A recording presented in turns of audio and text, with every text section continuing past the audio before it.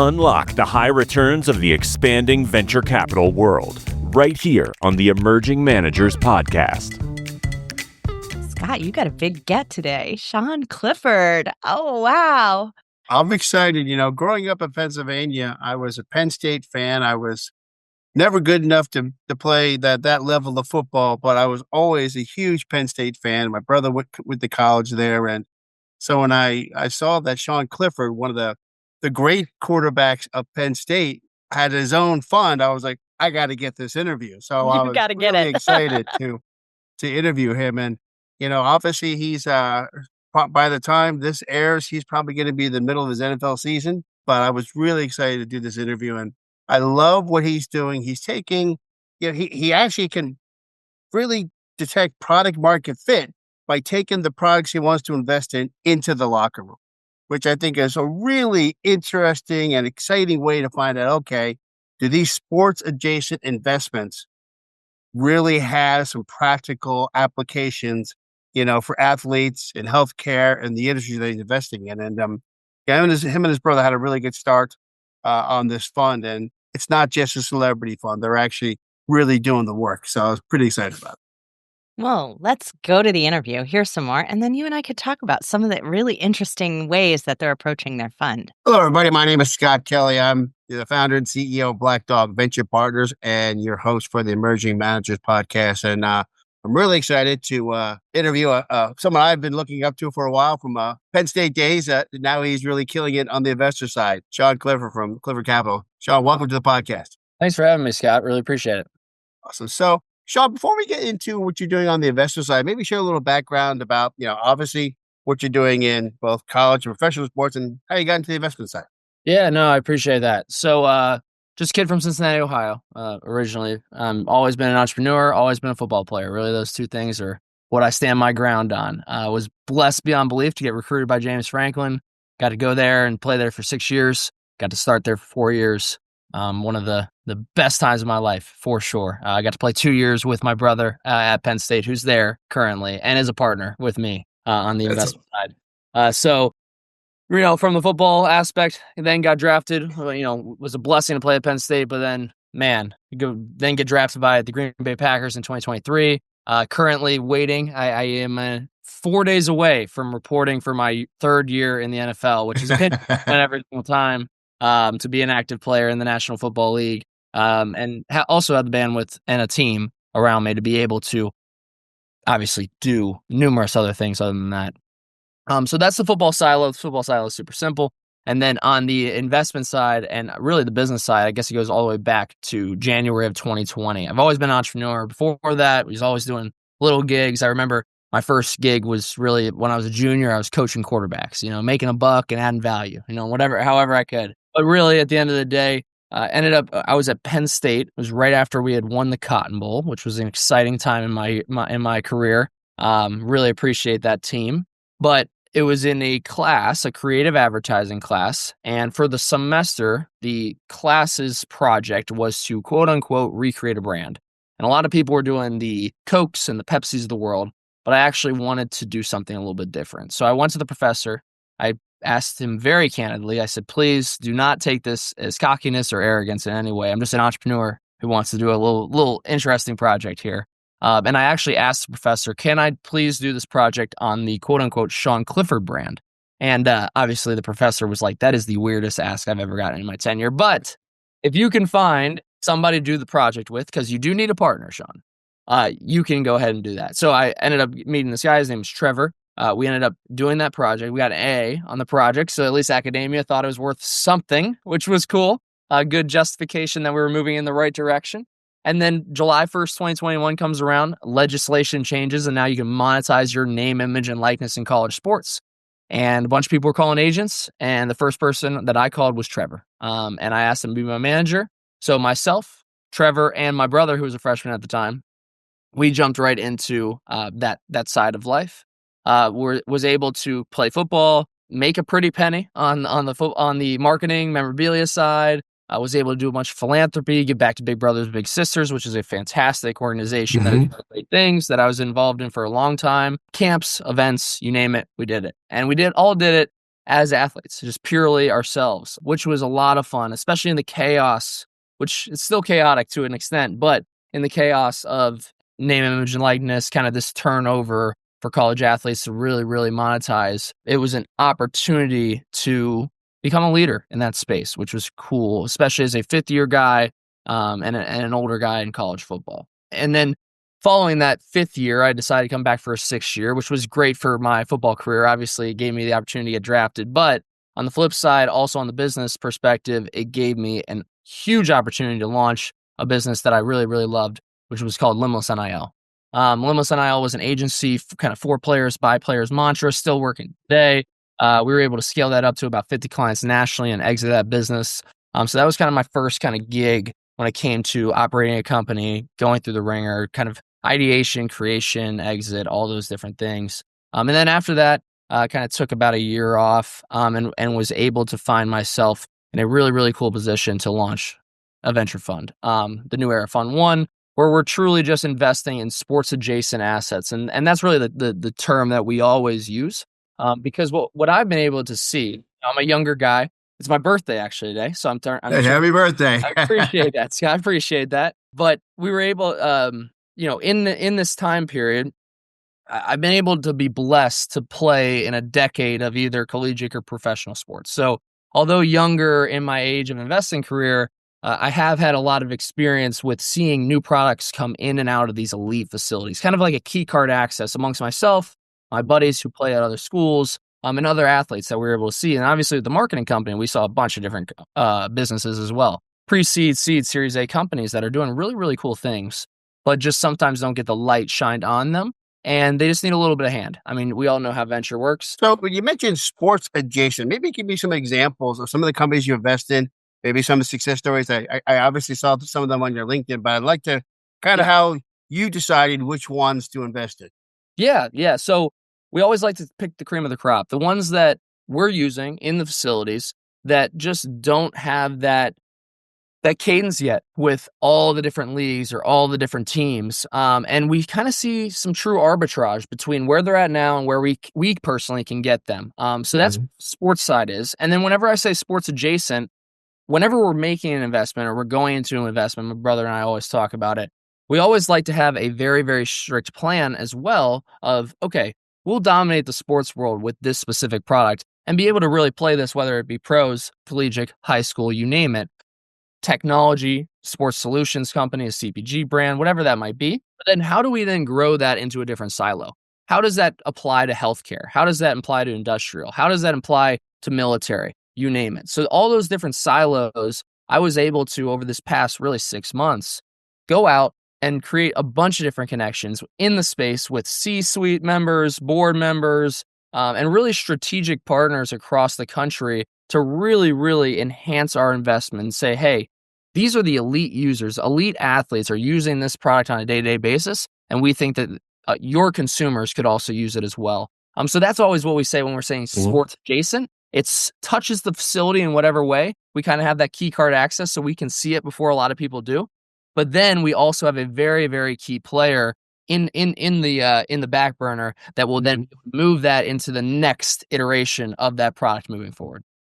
So obviously you've got a lot of experience in a lot of different areas. So when you're picking brands and companies to invest in that are brands that you're using, what other attributes of the founder? Because obviously you have a background in both professional and high-end collegiate sports. You obviously have been an entrepreneur with an exit. There's a lot of products out there that would love to have Sean Clifford's money and Sean Clifford's exposure and reach and connections. What are you looking for in the founders that you're investing in? 100%. I think, Scott, we all know from a quantitative side, it's pretty simple, right? You're running quants. You're trying to get all the diligence done. You're really trying to understand where the company stands from a financial perspective. That's the quants. But then from a qualitative perspective, it's actually really intriguing because I like to really think about it as the draft process. It's the same process that I went through as a young quarterback trying to make it in the NFL. All those interviews that I went through, I learned what it takes to be kind of an elite founder, right? Because technically, as an athlete in the National Football League, I am a product. I am a product that whether the Packers like it or another team likes it, I need to be able to make myself into the best product for whatever team I'm playing for. So that way we could help the overall company move forward and hopefully win a Super Bowl, especially this year. Right. Go Pack, go. So that's how I kind of see the founders as well. We take them through a bunch of different questions. We ask them a million different questions to really, really find out the intangibles of what makes them tick, right? Leadership, communication skills, all those different things that you really truly need to be able to grow a company of people, to be able to really, really scale a product. And then we rate them on a bunch of different scales, right? 60 different plus points to make sure that we're getting the best founders in the world, and the ones that are thinking the right way. So that's kind of we go through a very, very long investment process, but that is truly how we move from just a product that we're looking at to a full blown investment. So you're getting a lot. You're getting a lot of opportunities based on where you are in sports, and celebrity funds and influencer funds and influencer investors are becoming more and more prevalent because the idea is that they can create their brand awareness along with the capital. Are you partnering with other celebrity and influencer investors? And if so, who would they be? Yeah, so I can't technically tell obviously all the investors in our fund, but I can say that there are a lot of professional athletes in our fund who really do enjoy this type of investing because, I'll even bring this to a story that's very recent. We have our first intern in the fund, and he's a college athlete, and he's really, really enjoying it. And we were talking actually last week, and he was like, I've never really. He's a finance student. He's never really thought about going into the private sector. But he's now realizing how much impact you can make for a company if you have that strategic lift that they're looking for. And so with different athletes, with different celebrity funds, I think that the one thing that I've found is that a lot of these different funds, they plaster a name or they have a celebrity, and sometimes that celebrity is just for the capital raise. Sometimes that celebrity is just to be the face of the brand.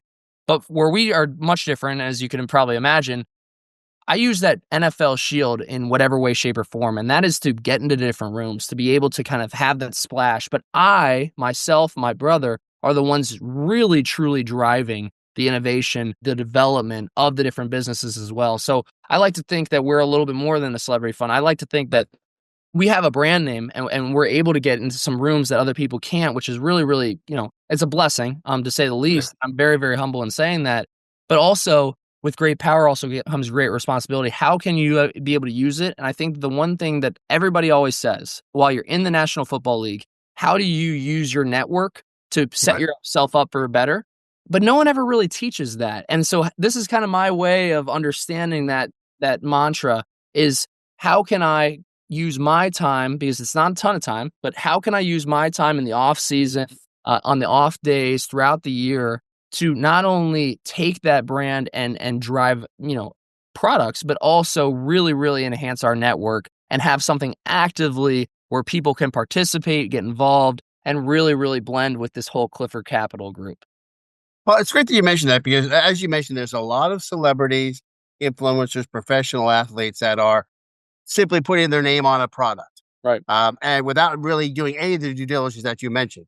And, you obviously see some got very lucky, some exploded because they really weren't active in the due diligence process, even of the company they're representing, and you're obviously investing. So you know all the dirty laundry, good, bad, or indifferent, with these companies. And I appreciate that. So let's talk about, you don't have to mention names on the investors, but obviously you've got a lot of athletes that are investing in your fund.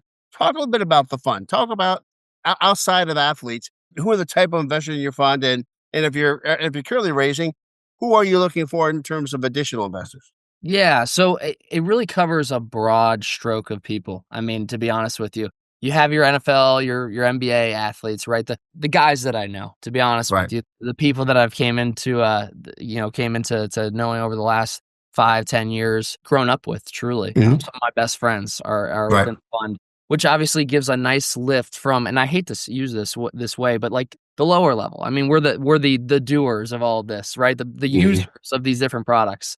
Then kind of comes the next level, which is the strategic LPs, where, and really, in my opinion, those are the groups that either maybe had an exit in this type of field. Maybe they are running currently a company that can strategically push our products into a new ballpark that they couldn't have done before.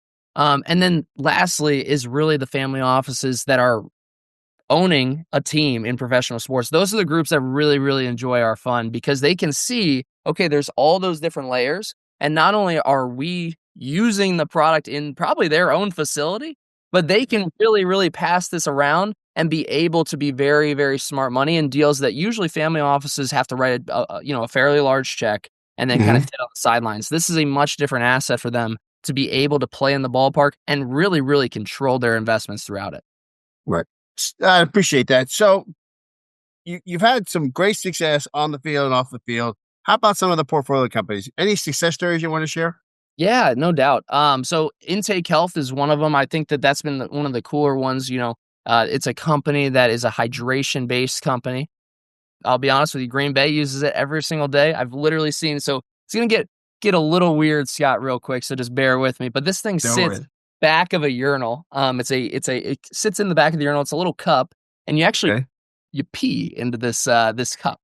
And long story short, it actually gamifies the hydration process. So it lights up either red if you're dehydrated, yellow if you need certain steps to go forward, or green if you're ready to go for pretty much practice for a game. It's a very, very innovative product when it comes to hydration strategy. Long story short, we have just signed off and we're moving towards a true raise for our postseason. So that'll be our first markup within the fund. We're really, really excited. Michael Bender, a fantastic founder, has been really, really grinding on this over the last 7 years. And he is truly ready after kind of our investment, a lot of different strategic moves from there. And we're going to be rolling that out pretty soon. So you'll be looking out for Intake Health, which is one of my babies. I mean, it's our first fund investment, which is really exciting. So that would be one. And then I think the second one that I would say is a true success story is a company called Exo Armor. Exo Armor is a company that you actually scan a body part of any sort, and within 30 minutes, you can create a brace. Obviously, whether that be a splint, a rib pad, in my case scenario, because funny story, and this is kind of the success behind it, it was actually 4 years ago. We were playing, it was the number 3, number 4, Penn State versus Iowa. I was the starting quarterback at the time, and a guy came shooting through the A-gap. I'm going to be honest with you. I didn't see him at first, and I throw the ball, and I get absolutely crushed. Guy goes right into my rib cage. I break my rib, Scott, and it hurt. But we needed a brace on demand kind of quickly to kind of stabilize myself. And Exo Armor was that company that actually did my brace. And that was 4 years ago. The company now came full circle. They put in a new CEO. His name's Joe Bengold. And they are having so much success, not only in college sports, but now they're jumping into healthcare. They're jumping into orthopedics. They're jumping into military. There's so many different applications that this business can really have. So we're really, really excited to see not only the current state of where they're at and all the different facilities that we can impact and add value to, but also the grand application and opportunity that they can apply to other silos as we continue to go down this road. That's fantastic. So obviously this is your first fund, and you obviously using some of your great experience on and off the field. So for potential new investors, new LPs, new family offices, why your fund and why now? Yeah, I think that right now sports investing is hot. And I think that a lot of people right now are looking at it in two different ways. I think that there's obviously kind of the angel checks of investing in products one-off, different companies. And then there's obviously the leagues. Everybody talks about the newest league or the newest team going up for bat, and everybody wants to take a swing there. But I actually encourage everybody to take a look also internally, because I always worry sometimes as there's new leagues and new teams and all these different things from the outside kind of popping up. No one's truly looking inside the facilities where there's so much gold and so much potential for young companies who have true product market fit. That's the difference here, Scott, that I've really been able to see in real time as an athlete.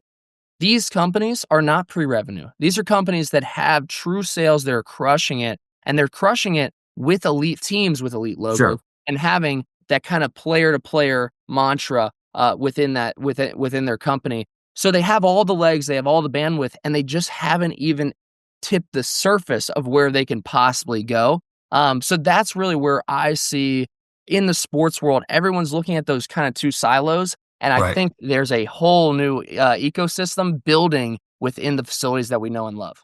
That's fascinating. You can actually you have the access to things that most athletes know about, but the general public may not know about yet, and the Right. investment public probably doesn't know about it all. That's awesome. So, what else do you want to share with our listeners today? So, our listeners are going to be really a few categories. Obviously, entrepreneurs that may want to, have you as an investor, but primarily we're talking to family offices, potential LPs, RIAs that invest in alternatives such as yours. So, anything you want to final notes you want to share with them? Yeah, I think that there's a couple things. I think that obviously Clifford Capital is here to stay. This is Fund One, and we have very, very, very good plans to move not only from Fund One, Fund Two to Fund Three to make ourselves an institutional player that will be here for a long time. And really, we like to think not only change the world of sports, but use the world of sports to change the world. So that's one. So I'm really, really encouraging anybody to join up and find us on our journey here. In addition, I would also say we're players that are directly involved. When you talk about credit enhancement, you talk about really, really having strategic money. We are that strategic money. We're playing in a field as active as any athlete can be. Obviously, I'm taking care of my day job. I talk to a bunch of the different Packers, coaches and GM on what I do. So it's no secret. But the one thing that I find really, really fun and really intriguing is to watch the athletes that I talk to understand this world. And really, I think that there's something even more formal past just investing.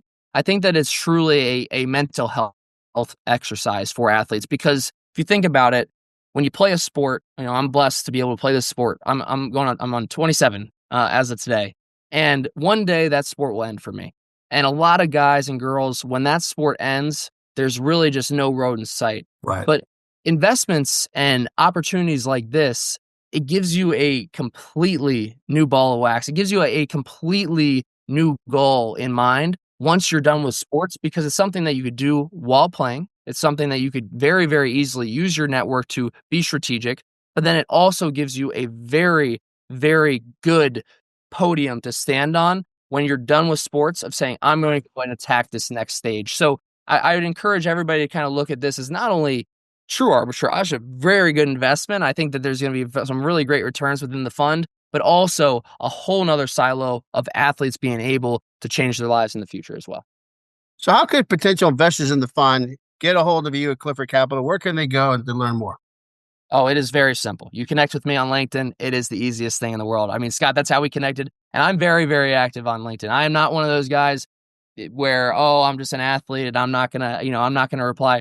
I am somebody who's going to reply. I am constantly, I'm actually even more active, I would say, in the last month. So it'll only get better from here. But just hit me on LinkedIn, connect with me on LinkedIn, shoot me a message, and I will get back to you as quickly as possible. That's for sure. Fantastic. All right. I have to end the interview this way. We are Penn State. Let's go. Sean, Love thanks it. for being on the podcast. Thanks, Scott. Appreciate you. And for all of you out there listening, I encourage you to follow Sean on LinkedIn, because I'm sure there's a lot more chapters to come and a lot more fields to conquer. And remember to subscribe to our podcast and follow, like, and comment. Thank you. Scott, I thought it was really interesting and I'd never heard this term from a sports fund before, but that they were really looking at it as two sides, as this sports IP and then the sports wedge items. And so that they were really looking at them as somewhat distinctly different in terms of how they approach them. Yeah, it's, this whole philosophy of sports adjacent, because, development in making athletes better performers has all kinds of implications, beyond athletes. And, it's not just, pitching energy drinks, or it's technology to protect athletes, it's technology to, diagnose how they're doing and improve their performance and improve their recovery. And so he's really looking at this although he's coming from professional athletes, viewpoint, he's really looking at this as an opportunity to create investment opportunities that go beyond just professional and high level sports. Yeah, I don't know if I've said this on the air before, but I'm pretty sure Scott, that I am on the boosters committee, the athletic boosters club for our school, and I'm representing the cheer team, of course. but I am the communications manager. And we just did our financials. And it was really interesting to see that they were investing so much in some of the technology to monitor and understand how the athletes are performing, even at a high school level. So you can really see the tie in between those things and making sure that we're taking care of the health and well being of our student athletes all the way through to being professional athletes. And that's really what Sean and his brother have been leaning into is these opportunities to help all athletes, help whether they are at the professional level, college, high school, youth sports, and really provide the tools at a cost point and an access point that's available to athletes of all ages and all sizes. Right. And I also love that he was thinking, not even beyond just any kind of sports level, but just healthcare, industrial, military, just in general, thinking that there are other applications for these as well. Well, the reality is the technologies that make these athletes performing better are going to make non-athletes perform better and better diagnose non-athletes. It's going to help military and first responders perform better, and diagnose better. And so, there is a lot of non-sports application to the sports related investments he's making. The other thing that he said that I hadn't heard from anyone that you've interviewed so far, at least that I can remember, but that they really want to become an institutional player, which is really an interesting thing. Most of the funds are like, oh, we just want to make, certain kinds of return. But he's looking at it as like, no, no, no, we want to be around. We want to be a solid foundation and an institutional player in this market. This isn't a hobby.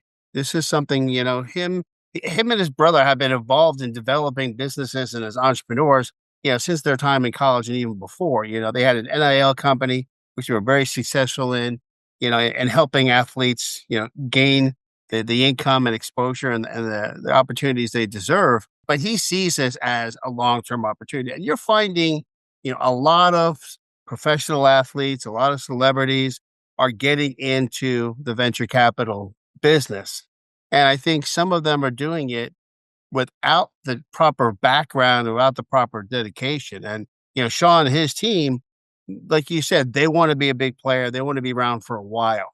And, the reality is they've got these great relationships, obviously, by being in professional sports and, playing college at the top level. But it's going to be more than that. They obviously want to build beyond, who they can get to invest in the locker room and who they can get to, try the products or dose the products in the locker room.